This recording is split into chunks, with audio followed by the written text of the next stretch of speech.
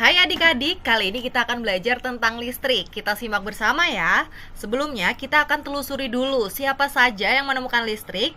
Tahun 1600-an William Gilbert menemukan gaya tarik listrik dan medan magnet.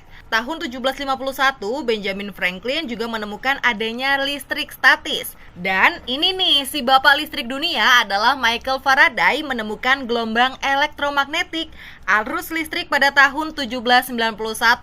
Nah, itulah sekilas tentang beberapa tokoh penemu listrik. Lalu, apa sih pentingnya listrik bagi kehidupan manusia?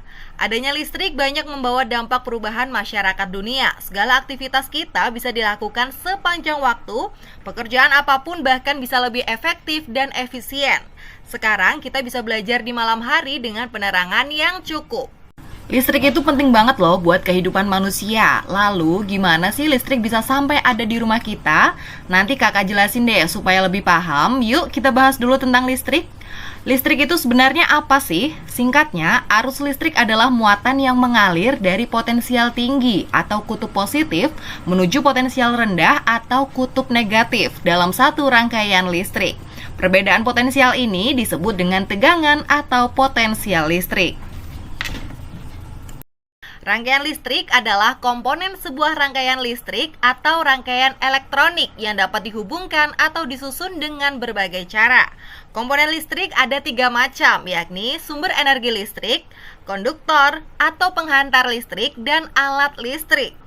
Berikut ini contoh komponen listrik sederhana, yakni baterai sebagai sumber energi, saklar sebagai penghubung dan pemutus arus listrik, bohlam lampu sebagai alat listrik yang mengubah energi listrik menjadi cahaya, dan kabel terdapat kawat tembaga sebagai konduktor atau penghantar arus listrik. Bagaimana arus listrik dapat sampai ke rumahmu? Arus listrik dihasilkan oleh generator raksasa pada pusat pembangkit listrik. Arus listrik tersebut disalurkan melalui jaringan listrik tegangan tinggi berupa jaringan kabel pada menara-menara tinggi yang menuju ke gardu-gardu penerima di berbagai daerah. Dari gardu-gardu penerima, arus listrik kemudian disalurkan ke rumah penduduk dan berbagai tempat yang diperlukan. Nah, arus listrik yang diterima di rumah kemudian disalurkan melalui rangkaian kabel listrik di dalam rumah. Rangkaian listrik berdasarkan aliran dibedakan menjadi 2, yakni rangkaian terbuka dan rangkaian tertutup. Rangkaian terbuka, saklar kondisi terbuka atau off, arus terputus, lampu padam.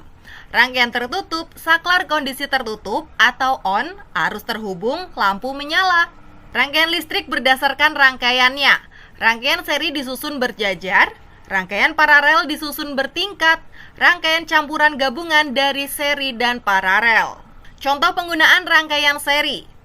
Contoh penggunaan rangkaian paralel. Keuntungan rangkaian seri hanya memerlukan sedikit kabel.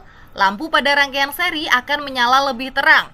Kuat arus sama antara lampu satu dengan yang lainnya. Kelemahan rangkaian seri boros. Bila satu lampu mati, maka semua lampu akan mati. Baterai akan lebih cepat habis. Keuntungan rangkaian paralel, tegangan yang mengalir pada tiap bagian sama besar. Bila satu lampu mati, maka tidak akan mempengaruhi lampu lainnya dan menjadi lebih hemat listrik. Kelemahan rangkaian paralel memerlukan banyak kabel nyala, lampu lebih redup, rangkaian listriknya lebih rumit.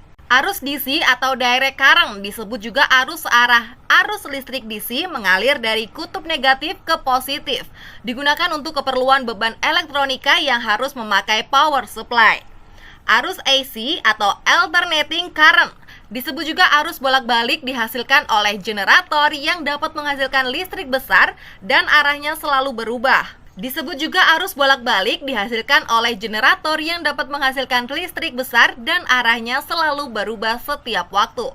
Listrik PLN menggunakan arus bertipe AC dengan frekuensi 50 Hz.